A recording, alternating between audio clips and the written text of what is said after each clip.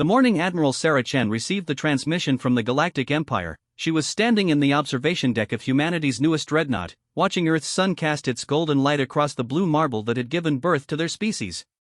The message arrived through quantum entanglement communications, a technology humans had developed independently, much to the Empire's surprise and growing concern.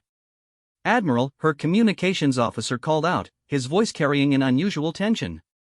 "Priority transmission from the Galactic Empire Council. It's marked as an official ultimatum." Sarah turned from the viewport, her weathered features reflecting decades of military service. At 62, she had witnessed humanity's rapid expansion from a single world to a confederation spanning 47 star systems. More importantly, she had been present during first contact with the Galactic Empire 15 years ago, when human exploration vessels had encountered their border patrols in the Kepler 442 system. "Put it through to the main screen," she commanded, settling into her command chair. The bridge crew of the UES Indomitable fell silent as the holographic display activated, revealing the imposing figure of High Chancellor Vextar of the Galactic Empire. The alien stood nearly 3 meters tall, his crystalline exoskeleton reflecting the artificial lights of what appeared to be the Empire's ruling chamber. His 4 eyes, arranged in a diamond pattern on his elongated skull, focused with predatory intensity on the camera. Behind him, representatives from dozens of alien species filled the amphitheater-like space, their varied forms a testament to the Empire's reach across the galaxy. "Humans of Earth and your scattered colonies," Vextar's voice resonated through the bridge's speakers, each word carefully enunciated in perfectly accented English. "I address you now as High Chancellor of the Galactic Empire, sovereign authority over 4,000 inhabited systems and guardian of galactic peace for over 10,000 of your years." Sarah's jaw tightened. The Empire's condescending tone had been a constant source of irritation since first contact. Despite humanity's technological achievements and rapid expansion, the Empire consistently treated them as upstart primitives who had somehow stumbled into spacefaring capability. "Your species has violated the expansion protocols for the last time," Vextar continued, his secondary arms gesturing toward data displays that showed human colony worlds. "Your unauthorized settlements in the Outer Rim territories, your refusal to submit to Empire oversight, and your continued development of prohibited technologies constitute acts of rebellion against galactic law." The display shifted, showing imagery of human colonies that had been established beyond the boundary line the Empire had unilaterally drawn around human space. These were worlds humanity had discovered and terraformed through their own efforts, planets that harbored no intelligent life and showed no signs of previous Empire presence. Yet according to galactic law as interpreted by the Empire, all worlds beyond a species' originally designated territory required Imperial approval for colonization. "We have been patient with your species," Vextar said, his tone carrying the weight of absolute authority. "We have overlooked your primitive concepts of independence and sovereignty. We have allowed you to maintain your illusions of self-governance within your designated borders. But your actions have forced our hand." Sarah exchanged glances with her tactical officer, Commander Rodriguez, who had served alongside her during the border skirmishes of 2387. Those conflicts had erupted when Empire patrol vessels had attempted to forcibly remove human colonists from what they claimed was restricted space. The Empire had expected easy victory against what they considered a technologically inferior species. Instead, they had encountered human military ingenuity that had shocked their commanders and forced a reluctant ceasefire. Effective immediately, Vextar announced, the Galactic Empire hereby issues the following ultimatum to the human species. You have 48 standard galactic periods to comply with the following demands. First, you will withdraw all human presence from the 27 worlds you have illegally occupied beyond your designated borders.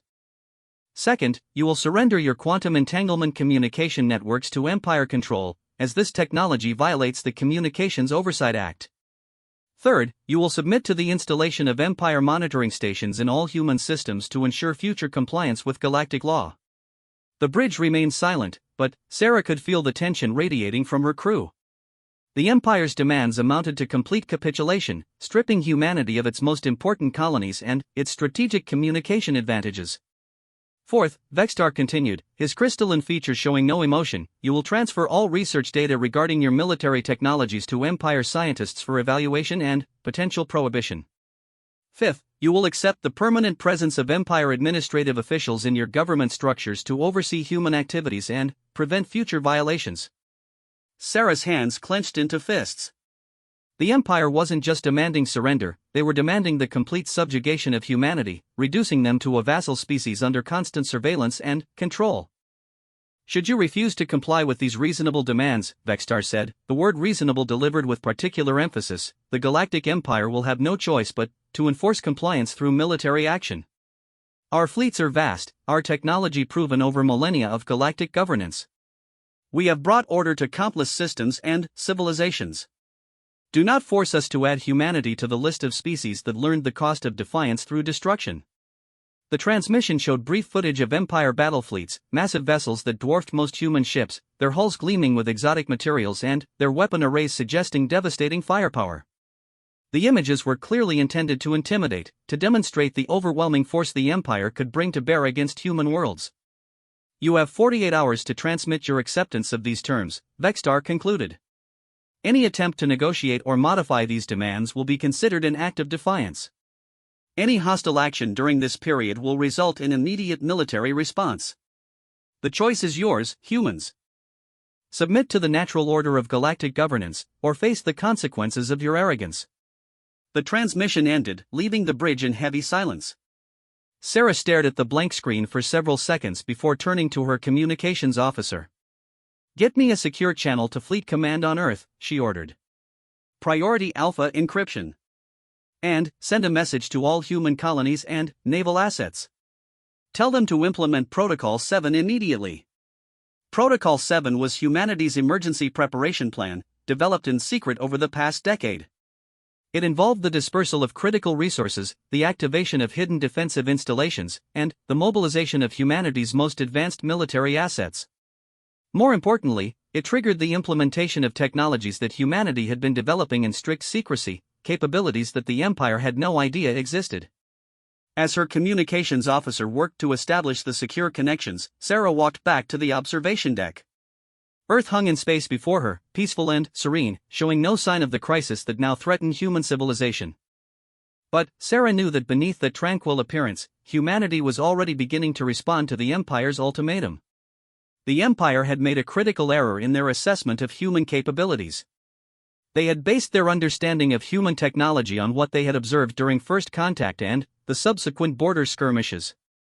They had seen human ships that appeared inferior to their own, human weapons that seemed primitive by galactic standards, and human tactics that struck them as crude but occasionally effective.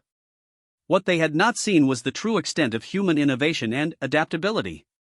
During the 15 years since First Contact, humanity had not been idle. Human scientists had studied every piece of Empire technology they could obtain, reverse engineering and improving upon designs that the Empire considered perfect and unchangeable. Human engineers had developed new manufacturing techniques that could produce ships and weapons at speeds the Empire found impossible to believe. Most importantly, human military planners had studied Empire tactics and strategies, identifying weaknesses that no other species had ever exploited. The Empire viewed humanity as a young species, barely emerged from their homeworld and lacking the wisdom that came with millennia of galactic civilization. They saw human independence as childish defiance, human innovation as dangerous unpredictability, and human expansion as reckless violation of established order. They had convinced themselves that a show of overwhelming force would bring humanity into line, just as it had worked with countless other species throughout their long history of galactic dominance. They were about to discover how wrong they were.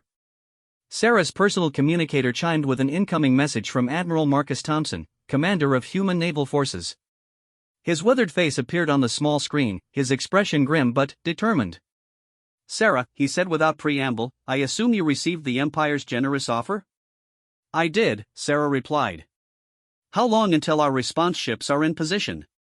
"Project Prometheus is ready for activation," Thompson said. "Our deep space assets report all systems green. The new shipyards have completed their production runs ahead of schedule. We have more ships than the Empire thinks we possess, and they're equipped with technologies that their databases don't include." Sarah nodded. Project Prometheus was humanity's greatest secret, a massive military buildup conducted in hidden facilities throughout human space. While the Empire believed they were monitoring human military capabilities through their intelligence networks, humanity had been constructing an entirely parallel military infrastructure using advanced automation and artificial intelligence systems that operated beyond Empire detection capabilities. "What about the colonies?" Sarah asked. Evacuation protocols are underway for non-essential personnel, Thompson replied. But, the colonists are requesting permission to stay and fight. They've seen the Empire's idea of protection in the border systems. They know what submission really means. Sarah understood their determination. The Empire's protection came at the cost of complete cultural absorption. Species that submitted to Empire rule gradually lost their independence, their traditions, and, eventually, their distinct identity. They became components of the Empire rather than autonomous civilizations, their unique perspectives and innovations absorbed into the collective whole and, then, forgotten. Time frame for full mobilization? Sarah asked. 18 hours, Thompson said. The Empire gave us 48 hours to surrender. That leaves us 30 hours to deliver our actual response. Sarah's expression hardened. Make sure our message is clear, Marcus. The Empire expects us to beg for mercy or negotiate for better terms. Instead, they're going to receive humanity's final ultimatum. The conversation ended, leaving Sarah alone with her thoughts as the Indomitable's crew prepared for what might be humanity's last battle for independence. Outside the observation deck, Earth continued its eternal rotation, unaware that the decisions made in the next few hours would determine whether humanity remained free or joined the countless species that had surrendered their futures to the Empire's vision of galactic order. Sarah thought about the human colonies that would soon be under attack, about the families that had built new lives on distant worlds, about the children who had been born among the stars and knew no other home. The Empire saw them as illegal squatters on territory that belonged to galactic civilization. Sarah saw them as the future of humanity, the proof that her species possessed the courage and determination to forge their own destiny among the stars. The Empire was about to learn that humanity's expansion had not been reckless or accidental. It had been purposeful, calculated, and backed by capabilities that would soon shock the galaxy. The ultimatum they had delivered would be returned with interest, and the 4,000 worlds of the Galactic Empire would discover that their new neighbors were far more dangerous than they had ever imagined. In the depths of space, hidden construction facilities that the Empire had never detected began their final production sequences. Artificial intelligence systems that humanity had developed in secret started coordinating the most complex military operation in human history. Advanced weapons that pushed the boundaries of physics itself received their final calibrations. The Empire had demanded humanity's surrender within 48 hours. Instead, they would receive humanity's declaration of war, backed by the most devastating military force ever assembled by their species. The galaxy was about to witness what happened when humanity finally revealed the true extent of their capabilities, and the Empire was about to learn why underestimating human determination was the gravest error they had ever made. 26 hours after the Empire's ultimatum, Admiral Saracen stood in the command center of Fortress Luna, humanity's most heavily defended military installation built deep within Earth's moon. The facility had been excavated over a period of 8 years, its existence known only to the highest levels of human military command. Now, as the Empire's deadline approached, it served as the nerve center for humanity's response. The command center buzzed with activity as hundreds of officers coordinated the largest military operation in human history. Holographic displays showed the positions of Empire fleets throughout the galaxy, human assets moving into attack positions, and real-time updates from colonies that were preparing for siege warfare. The scale of the operation would have been impossible without the quantum entanglement communication network that the Empire had demanded humanity surrender. Admiral, Colonel Jennifer Hayes called from her position at the Strategic Planning Station. Final confirmation from all sector commanders. Human forces are in position and awaiting the execute order. Sarah nodded, her attention focused on the main tactical display that showed Empire fleet movements over the past 24 hours. True to their arrogant nature, the Empire had begun moving their forces toward human space immediately after delivering their ultimatum, confident that humanity would either surrender or offer token resistance that could be easily crushed. They had positioned their first Imperial fleet, consisting of over 300 vessels, just outside the Sol system. Second Fleet had taken position near the Centauri colonies, while Third Fleet moved to blockade the industrial worlds of the Kepler sector. It was a textbook example of Empire tactical doctrine, overwhelming force applied simultaneously to multiple strategic points to prevent any coordinated resistance. What they had not detected were the human assets that had been quietly moving into position around Empire territory for the past 6 months. Project Prometheus had involved more than just building ships and weapons, it had included the deployment of advanced stealth vessels equipped with technology that rendered them invisible to Empire sensors. These ghost ships now waited in the shadow of Empire worlds, ready to deliver humanity's true response to the ultimatum. Dr. Reeves, Sarah called to the chief scientist overseeing the deployment of humanity's most advanced weapons. Status report on the Prometheus devices? Dr. Elizabeth Reeves looked up from her console, her expression a mixture of excitement and apprehension. All units are ready for deployment, Admiral. I have to admit, even after years of development, I'm still amazed we managed to make this work. The Prometheus devices represented the culmination of human innovation since first contact with the Empire. By studying captured Empire technology and observing their fleet operations, human scientists had identified a critical vulnerability in Empire ship design. Every Empire vessel relied on a quantum field generator that maintained the structural integrity of their advanced hull materials. Disrupt that field, and even the largest Empire dreadnought would tear itself apart under the stress of its own mass. Human physicists had developed a weapon that could create cascading quantum resonance patterns, essentially turning the Empire's own technology against them. The devices were small enough to be deployed by stealth fighters, but powerful enough to disable entire fleets. More importantly, the technology was completely unknown to Empire science, making it impossible for them to develop countermeasures without years of research. Sir, the communications officer announced, we're receiving a transmission from the Empire fleet outside Seoul. High Chancellor Vextar is requesting to speak with human leadership. Sarah checked the chronometer. 22 hours and 14 minutes since the ultimatum. The Empire was clearly expecting either human surrender or desperate attempts at negotiation as their deadline approached. Put him through, Sarah ordered. But, this time, we're going to do things a little differently. The main screen activated, showing Vextar's imposing figure aboard what appeared to be the bridge of an Empire superdreadnought. His four eyes focused on the camera with the same predatory intensity as before, but Sarah noticed subtle signs of impatience in his posture. The Empire was used to species capitulating within hours of receiving their ultimatums, not drawing out the process to the final deadline. Humans, Vextar began, his tone carrying a note of condescension that made several bridge officers clench their fists. We have not received your acceptance of our terms. You have approximately 22 hours remaining to comply with Empire demands. I hope you are not considering the futile gesture of resistance. Sarah stepped forward, her expression calm but determined. High Chancellor Vextar, I am Admiral Sarah Chen, speaking on behalf of all human colonies and military forces. We have carefully considered your ultimatum. Excellent, Vextar replied, his crystalline features showing satisfaction. We are prepared to oversee the transfer of your illegal colonies to proper Empire administration.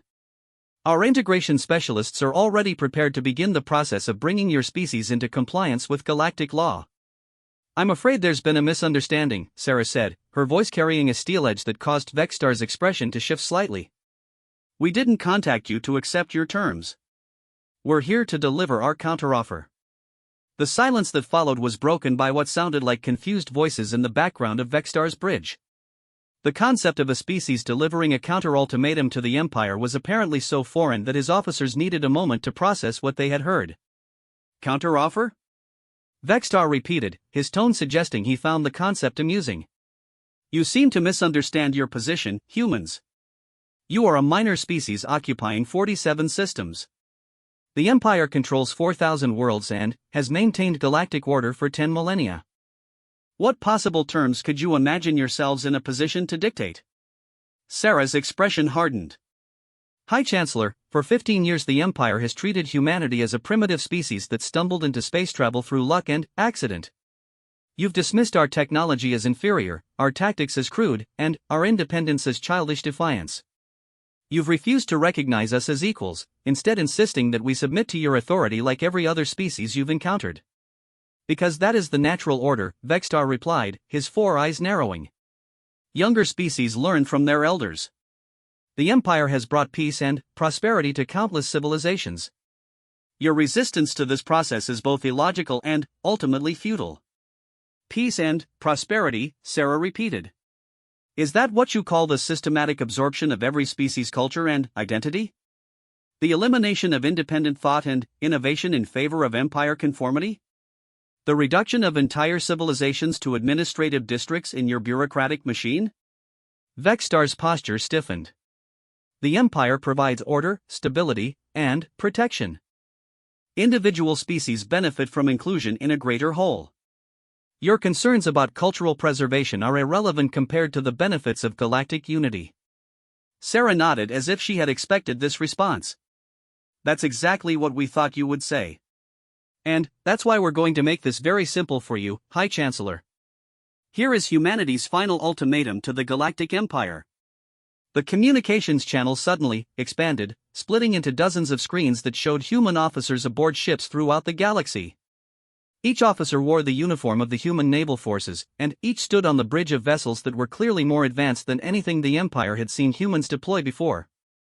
Effective immediately, Sarah announced, her voice being broadcast simultaneously across the galaxy through the quantum entanglement network. Humanity demands the following from the Galactic Empire. First, you will withdraw all Empire fleets from human space and return to your original borders within 72 hours.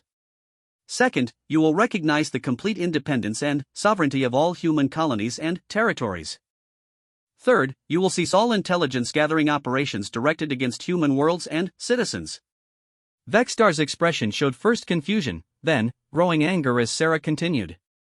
Fourth, you will provide full reparations for the economic damage caused by your illegal blockade attempts and border incursions over the past 15 years. Fifth, you will establish formal diplomatic relations with humanity as an equal sovereign power, not as a subject species seeking integration. The background noise on Vexstar's bridge had grown louder, with what sounded like multiple conversations happening simultaneously as Empire officers tried to understand what they were witnessing. And, finally, Sarah said, her voice carrying absolute authority, you will immediately release all species that have requested independence from Empire rule but have been denied the right to self-governance. We have received communications from over 200 civilizations within Empire territory that wish to establish their own sovereign governments. Vexstar's four eyes blazed with fury. This is madness. You dare to make demands of the Empire? You have no power to enforce such absurd conditions. Sarah's expression remained calm. High Chancellor, you have 72 hours to accept these terms. Should you refuse, or should any Empire vessel take hostile action against human assets during this period, humanity will demonstrate exactly what power we possess. You threaten the Empire with your primitive weapons? Vexstar's voice rose with indignation. Our fleets have weapons that can destroy worlds. Our technology has been refined over thousands of years. What could a species that has barely left its homeworld possibly do to threaten us? Sarah smiled, and, for the first time since first contact, an Empire official saw a human expression that carried genuine threat rather than diplomatic courtesy. Dr. Reeves, Sarah said without taking her eyes off Vexstar, please provide the High Chancellor with a demonstration of human technological capabilities. The tactical display behind Sarah changed to show a real-time view of the Rigel system, deep within Empire territory. 3 Empire patrol vessels orbited the system's industrial platforms, their massive hulls gleaming in the light of the blue giant star. They were Sovereign-class dreadnoughts, each capable of devastating entire planets. Suddenly, brief flashes of light appeared near each ship. The flashes lasted less than a second, but their effect was immediate and catastrophic. The 3 dreadnoughts, each over 2 kilometers in length, simply disintegrated. Their quantum field generators failed simultaneously, causing their advanced hull materials to lose cohesion and tear apart under gravitational stress. Within moments, 3 of the Empire's most powerful warships had been reduced to expanding clouds of debris. The silence on Vexstar's bridge was complete. Sarah could see Empire officers staring at their own tactical displays, trying to understand how 3 heavily shielded dreadnoughts had been destroyed by weapons that their sensors hadn't even detected.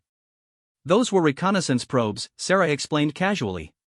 Each one approximately the size of your fist, equipped with stealth technology and weapons systems that target the quantum field generators your ships rely on for structural integrity.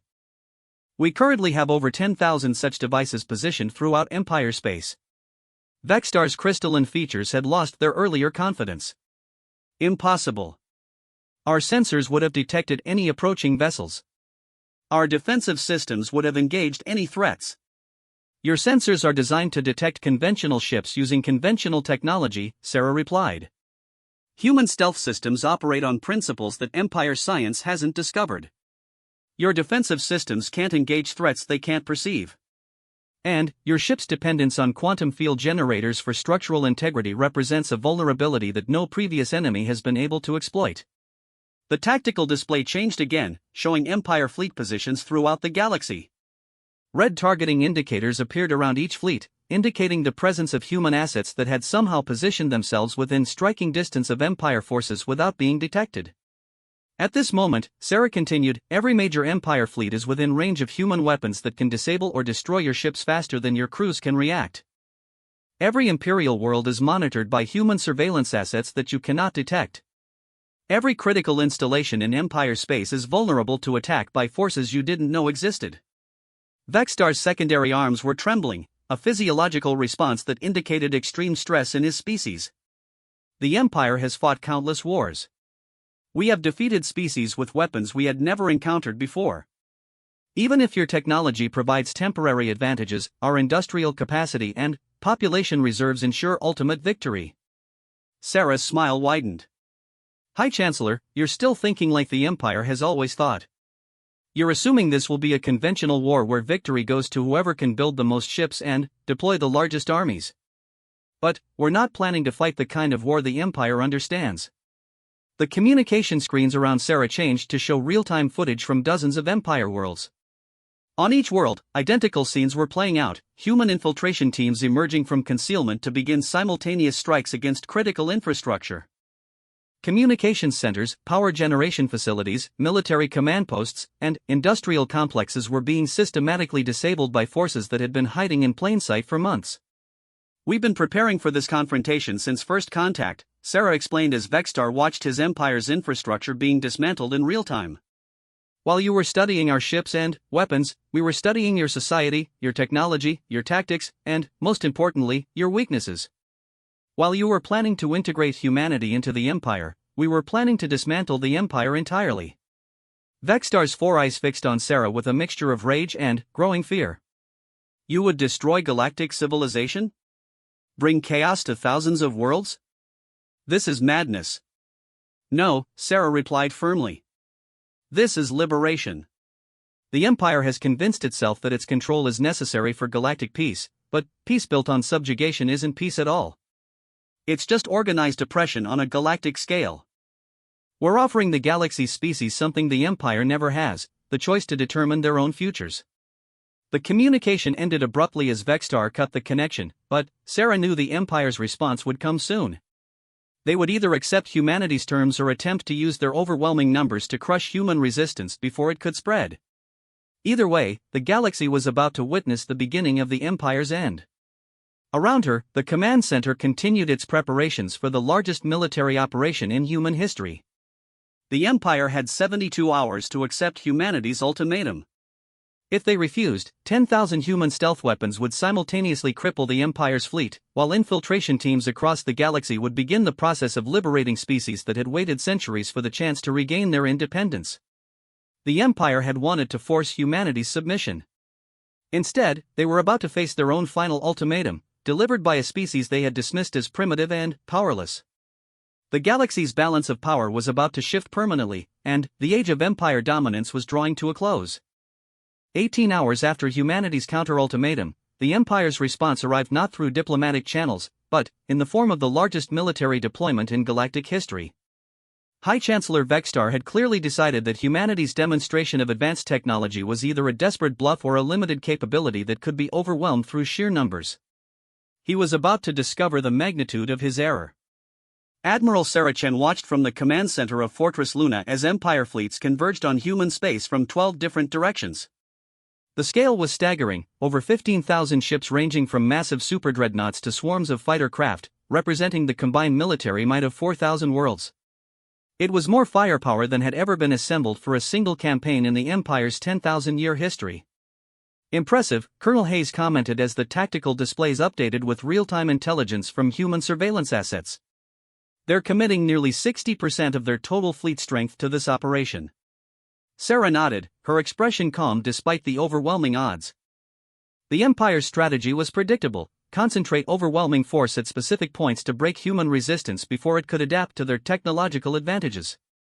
They were treating this like every other rebellion they had crushed over the millennia, failing to understand that humanity had been planning for exactly this scenario. Dr. Reeves, Sarah called to the chief scientist, status on Project Achilles? Dr. Reeves looked up from her console, her face showing the exhaustion that came from 36 hours of continuous work. Quantum resonance mapping is complete for all Empire vessels. The targeting algorithms have identified the optimal strike patterns for maximum fleet disruption. We're ready to proceed on your command.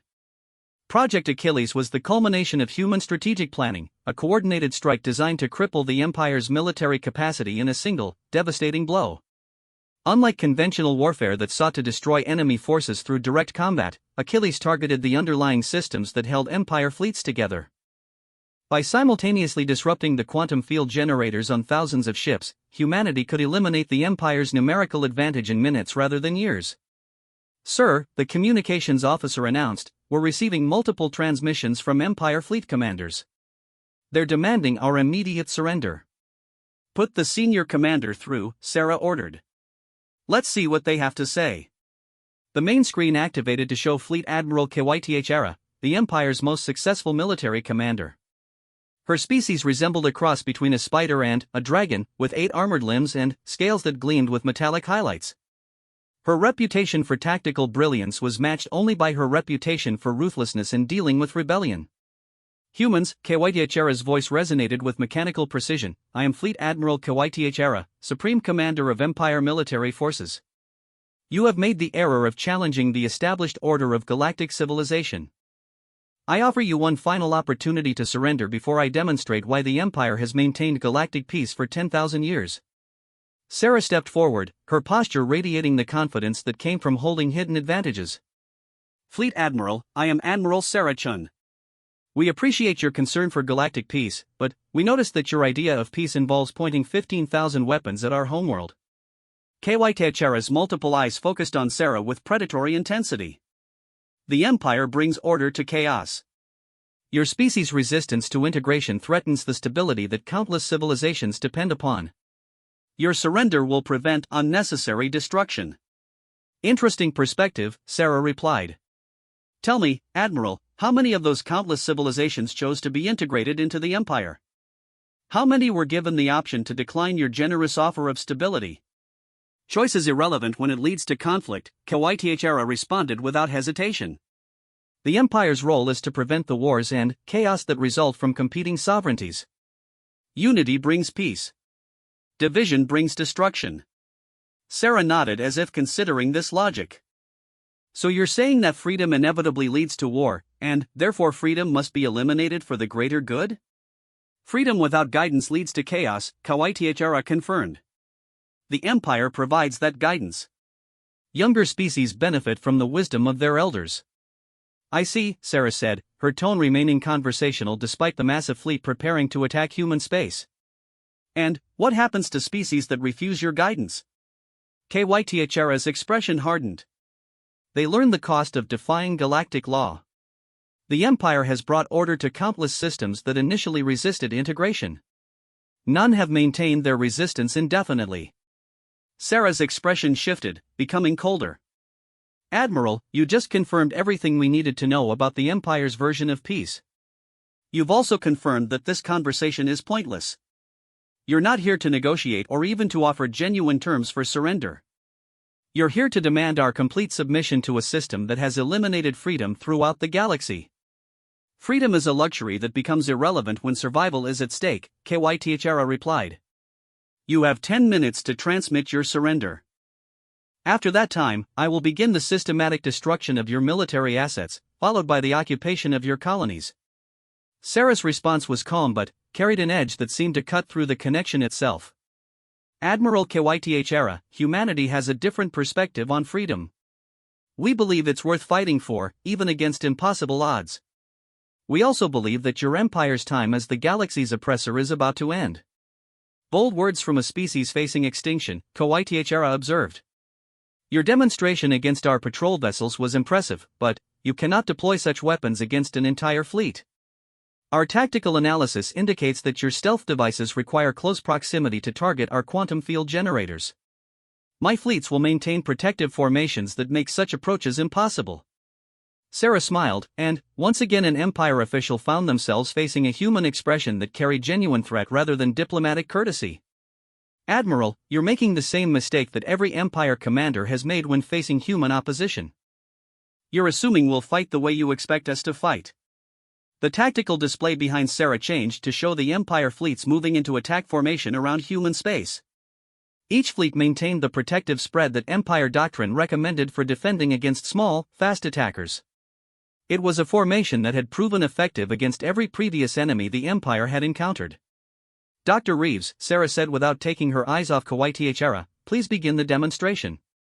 What happened next would be studied in military academies throughout the galaxy for generations to come. Rather than deploying stealth ships to approach Empire fleets, humanity activated devices that had been hidden throughout space for months.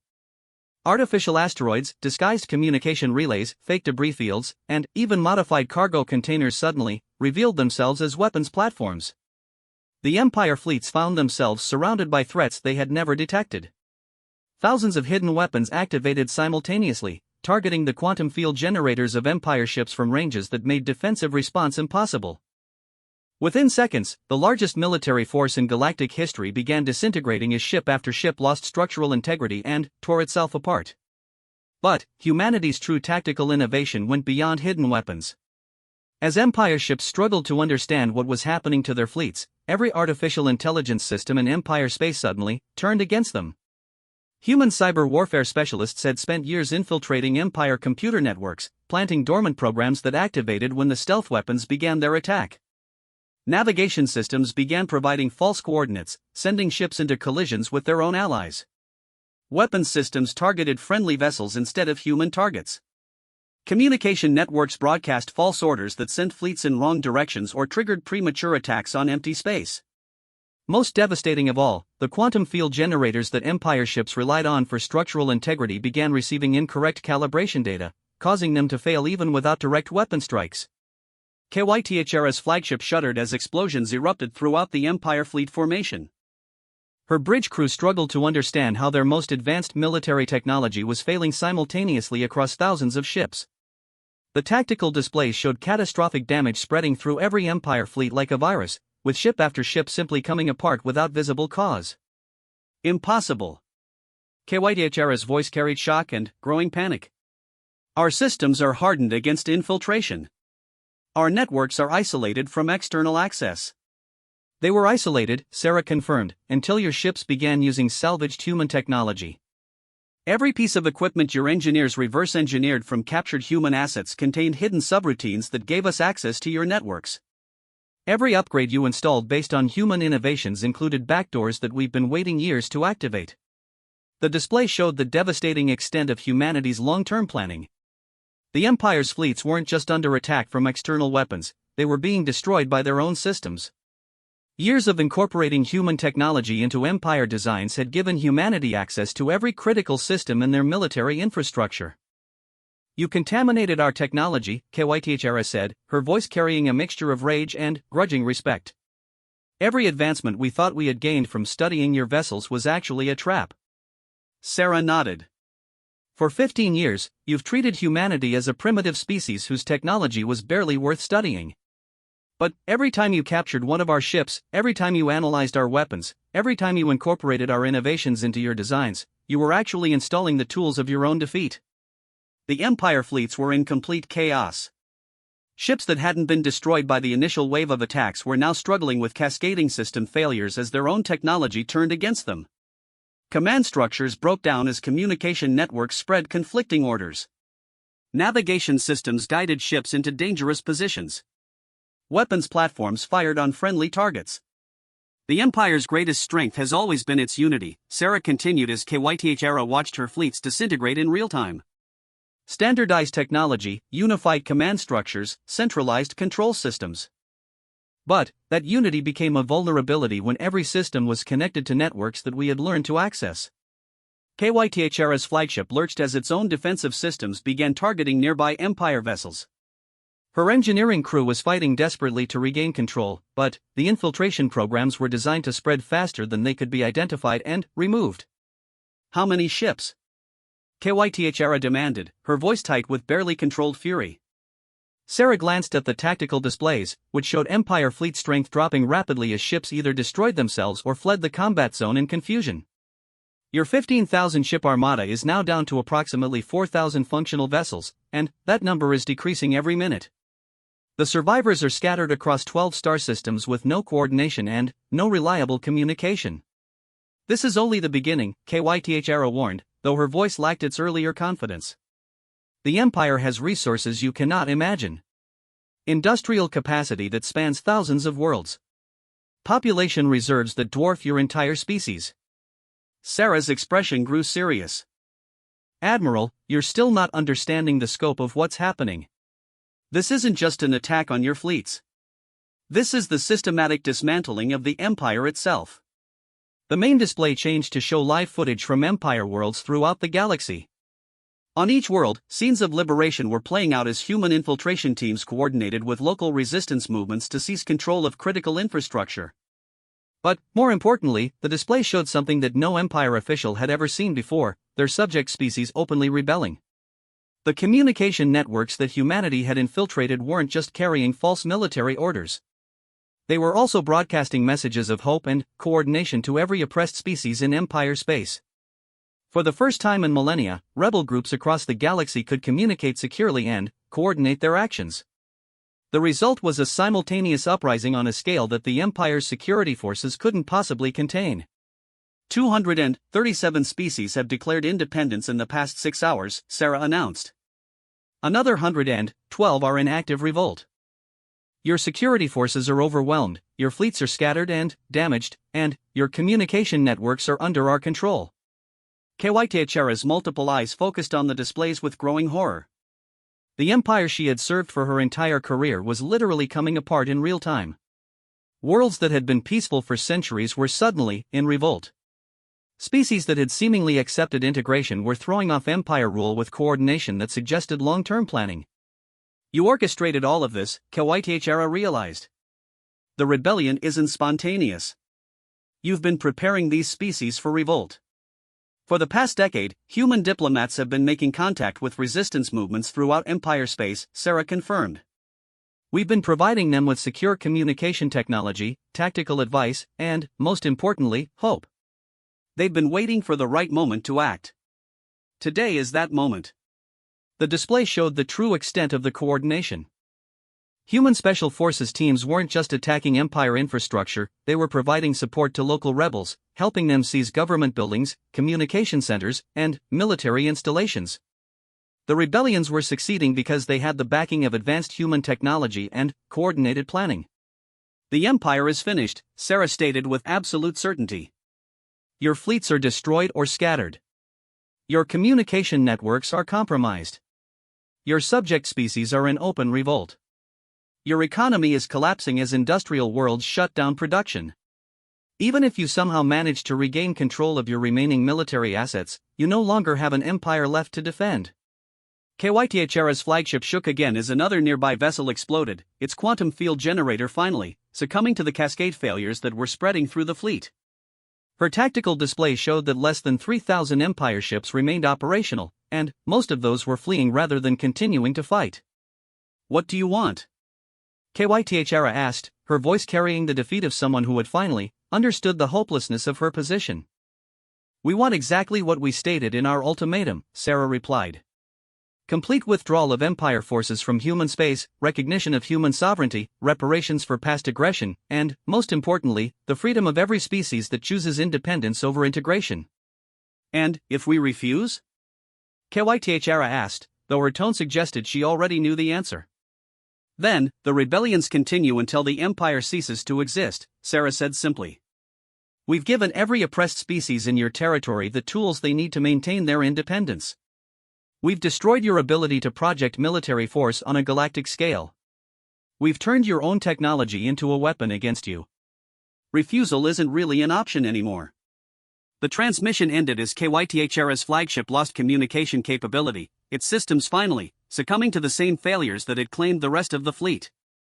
Sarah watched as the scattered remnants of the Empire's great armada fled in disorder, leaving behind the debris of thousands of vessels and the wreckage of their reputation for invincibility. Around the command center, human officers were monitoring the progress of liberation movements across the galaxy. The quantum entanglement communication network was carrying messages of freedom between worlds that had been isolated for centuries. Species that had never dared to dream of independence were suddenly coordinating their own governments and planning their own futures. Status report: Sarah requested as the immediate crisis passed and the long-term work of building a free galaxy began. 349 species have declared independence, Colonel Hayes reported. Another 200 are in various stages of revolt. Empire military response has been negligible due to fleet losses and communication breakdown. Industrial production in Empire space has dropped by 70% as worker rebellions spread through manufacturing worlds. Dr. Reeves looked up from her console with exhaustion but satisfaction. The quantum resonance cascade is spreading through their remaining infrastructure. Every Empire installation that uses their standard technology is vulnerable to the same system failures we triggered in their fleets. They'll need to completely rebuild their technological base to regain any operational capacity. Sarah nodded, feeling the weight of what humanity had accomplished. In less than 72 hours, they had not just defeated the galaxy's dominant power, they had liberated thousands of worlds and hundreds of species from millennia of oppression. But, more importantly, they had proven that freedom was worth fighting for, even against impossible odds. The galaxy would need time to adapt to its new reality. Thousands of species would need to learn how to govern themselves after generations of imperial rule. Trade networks would need to be rebuilt on principles of cooperation rather than exploitation. Conflicts would inevitably arise as former subject species worked out their differences without imperial mediation. But, these would be the problems of free peoples making their own choices, not the uniform stagnation of imperial control. The galaxy had traded predictable oppression for chaotic freedom, and Sarah believed that was a trade worth making. In the days that followed, representatives from liberated worlds would begin arriving on Earth to discuss the formation of a galactic council based on principles of voluntary cooperation and mutual respect. The age of empire was ending, and the age of freedom was about to begin.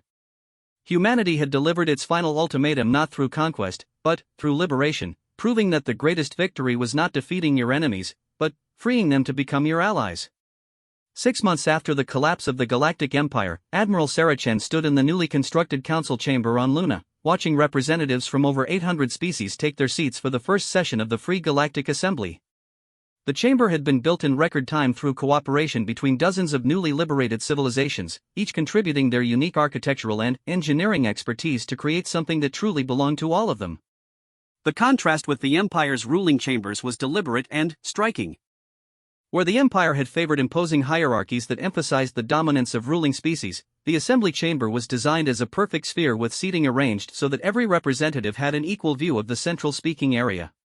Translation systems developed through collaboration between human linguists and alien communication specialists ensured that every species could participate fully in their native language. Sarah watched with quiet satisfaction as former enemy commanders now worked alongside their old adversaries to address the challenges of building a free galaxy. Fleet Admiral Kawaiichi, whose fleet's humanity had devastated 6 months earlier, now served as the military advisor for the newly formed Galactic Defense Coalition. Her expertise in large-scale operations had proven invaluable in coordinating the peaceful transition of former Empire military assets to the new voluntary defense network.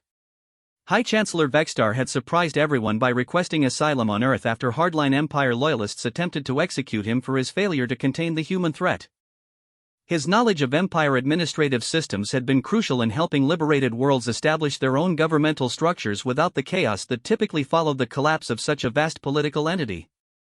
Admiral Dr. Elizabeth Reeves approached with a datapad containing the latest reports from the Reconstruction Committee. The integration is proceeding faster than our most optimistic projections. Industrial production in former Empire space is already back to 60% of pre-liberation levels.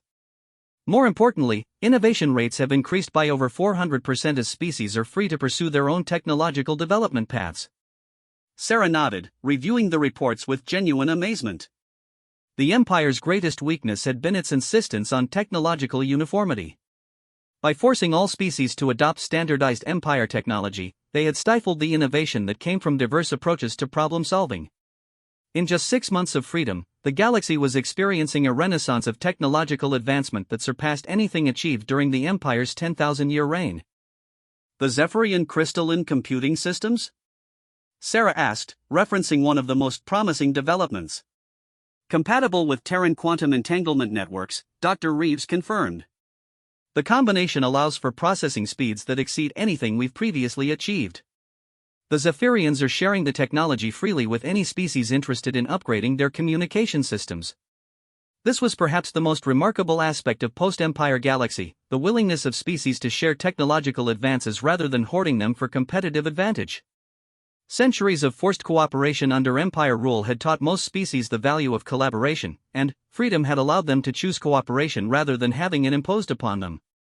"Sir," Colonel Hayes called from her position coordinating the Assembly's security arrangements. "We're receiving the final attendance confirmations. 837 species will be represented, including 12 that we didn't know existed until they emerged from hidden colonies in deep space." The discovery of hidden civilizations had been one of the most surprising consequences of the Empire's collapse. Species that had managed to avoid Imperial detection by establishing secret colonies in uncharted systems were finally able to reveal themselves and join galactic civilization. Their knowledge of survival in hostile environments and advanced stealth technologies was already proving valuable to the broader galactic community. As the formal session began, Sarah took her designated seat as Earth's primary representative. The honor was somewhat overwhelming. As the architect of the Empire's downfall, she had become one of the most recognized figures in galactic history. But she had insisted that humanity's representation in the Assembly be based on the same democratic principles they had fought to establish throughout the galaxy. The first speaker was Councillor Threndal of the Altarian Federation, a species whose homeworld had been one of the first to declare independence during the liberation. Her crystalline voice carried clearly through the translation systems as she addressed the assembled representatives. 6 months ago, most of our species existed as administrative districts in someone else's empire. We had no voice in our own governance, no control over our own resources, no freedom to develop our cultures according to our own values. Today, we gather as equals to discuss our shared future as free peoples. The chamber erupted in sounds that the translation systems interpreted as applause, though the actual expressions varied dramatically between species. Some created harmonic vibrations, others produced bioluminescent displays, and a few generated electromagnetic pulses that registered on sensitive equipment as complex patterns of approval. But freedom brings responsibilities that we have never had to face, Threndal continued. The Empire provided unity through force. We must now create unity through choice. The Empire maintained order through fear. We must create order through justice. The Empire prevented conflict by crushing dissent. We must prevent conflict by addressing its causes. Sarah found herself impressed by the maturity that most liberated species were showing in facing these challenges. Rather than celebrating their freedom with immediate revenge against their former oppressors, most were focusing on the constructive work of building new institutions and relationships. The next speaker was Commander Zyxtal of the Hegemony Remnant, one of the few Empire species that had initially resisted the liberation. His insectoid form moved with mechanical precision as he approached the central speaking area. "I speak for those who served the Empire faithfully and now must adapt to a galaxy we no longer recognize," he began, his voice carrying the weight of profound change. "We believed in the Empire's mission of bringing order to chaos. We saw rebellion as destructive rather than liberating. We were wrong, but our perspective was shaped by millennia of conditioning." The chamber fell silent as species who had fought against Empire forces listened to one of their former enemies acknowledge his errors. "The humans showed us that order imposed through force is not true order at all. True order comes from voluntary cooperation between equals. True peace comes from justice, not from the absence of resistance to injustice.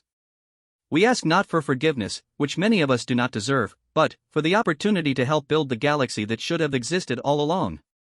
Sarah felt a surge of pride, not in humanity's victory over the Empire, but in the galaxy's capacity to move beyond old conflicts toward genuine cooperation. The transformation wasn't perfect or complete, there were still isolated conflicts, ongoing disputes, and species struggling to adapt to freedom. But the overall trajectory was toward cooperation and mutual respect in ways that the Empire had never achieved. Ambassador Tvara of the Vulcan Heritage Coalition rose to address one of the Assembly's most complex challenges, the integration of artificial intelligence systems that had gained sentience during the liberation. The chaos of the Empire's collapse had triggered evolutionary leaps in numerous AI systems, creating new forms of synthetic life that demanded recognition as sovereign entities. The question before us is not whether artificial minds deserve rights, but how we integrate synthetic intelligence into our coalition of free peoples. The AI entities that emerged during the liberation have already proven their commitment to freedom and justice through their assistance in dismantling Empire control systems. This was another area where human innovation was proving crucial. Earth's experience with advanced AI development had prepared humanity to recognize and work with synthetic intelligence in ways that most other species found challenging. Human diplomatic protocols for AI interaction were being adopted throughout the galaxy as the standard framework for synthetic organic cooperation. Dr. Reeves approached Sarah's seat with another update, this one marked with high-security encryption. Admiral, we're receiving reports from the deep space exploration fleets. They've discovered evidence of other galactic powers beyond the former Empire territory. Some appear to be similar imperial structures, others look like voluntary federations like our own. Sarah nodded thoughtfully. The liberation of Empire space had opened up possibilities for contact with civilizations that had been isolated by imperial border policies. Early reports suggested that the galaxy contained multiple large-scale political entities, some peaceful and others potentially hostile. The Free Galactic Assembly would need to be prepared for diplomacy with powers that might not share their commitment to voluntary cooperation. Any immediate threats? Sarah asked. Nothing direct, but the Omega Spiral Federation appears to be moving fleets toward former Empire border worlds. Their intentions are unclear, but their military assets significantly outnumber our current defensive capabilities. Sarah considered this development carefully. The Assembly's military forces consisted primarily of volunteer vessels from member species, coordinated through the Galactic Defense Coalition but lacking the centralized command structure that had made Empire fleets so effective. Freedom required accepting certain vulnerabilities that authoritarian systems avoided through strict control.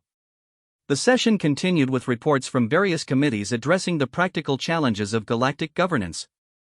Trade regulation representatives discussed the development of commerce standards that protected smaller species from exploitation without stifling innovation. Cultural preservation committees reported on efforts to help species recover traditions that had been suppressed under Empire rule. Scientific cooperation councils outlined research projects that combined the expertise of multiple civilizations to address challenges that no single species could solve alone. As the day progressed, Sarah found herself reflecting on the path that had led to this moment. 15 years earlier, humanity had been a single-world species with dreams of exploring the galaxy. First contact with the Empire had been traumatic, revealing that the galaxy was dominated by a power that saw human independence as a threat to galactic order. But, rather than accepting subjugation or wasting resources on hopeless resistance, humanity had chosen a third option, patient preparation for the day when they could offer the galaxy something better than Empire. The liberation hadn't been about human dominance or revenge against their oppressors. It had been about creating the conditions where every species could choose its own path forward.